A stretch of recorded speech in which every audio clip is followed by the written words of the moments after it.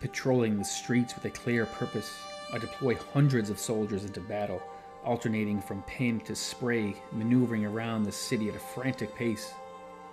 They're not perfect, but they are plentiful and strategically placed for maximum impact and visibility. Feeling pretty good about my distribution, I stop to take a quick breather. 90% of them will be gone over the next time I'm down here, so I've been scouting one last spot nobody will attempt to touch. I've narrowed it down to a building a few blocks over. You would have to be insane to try and tag it, and I have just enough paint left to let them know I was there. My canvas is the backside of the abandoned hotel that sits overlooking the overpass.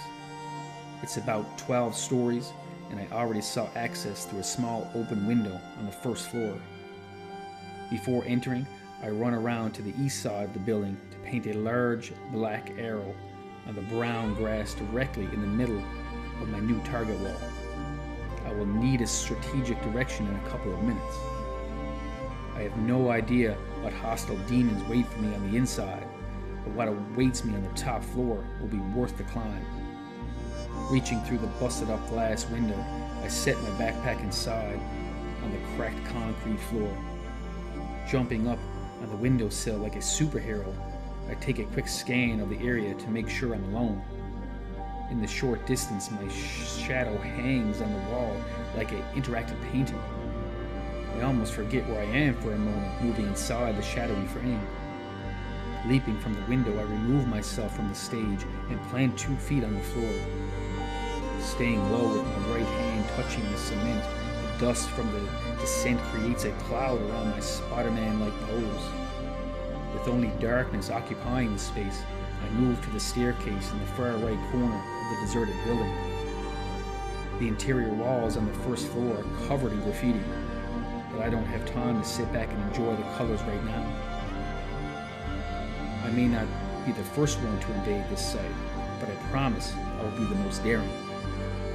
Getting to the rooftop, I pause to catch my breath before steadily walking to the ledge and peering over. The razor-sharp wind feels different at this height, and it has a superior strength you would never know looking up from street level. The fall will be well over 100 feet, but I'm still only concerned with the view from the top. The hotel had some work done on it last year, and the scaffolding still surrounds the east side of the building.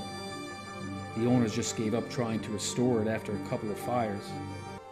I could sign my name on the inside like the other writers, but it just isn't enough to satisfy my hunger.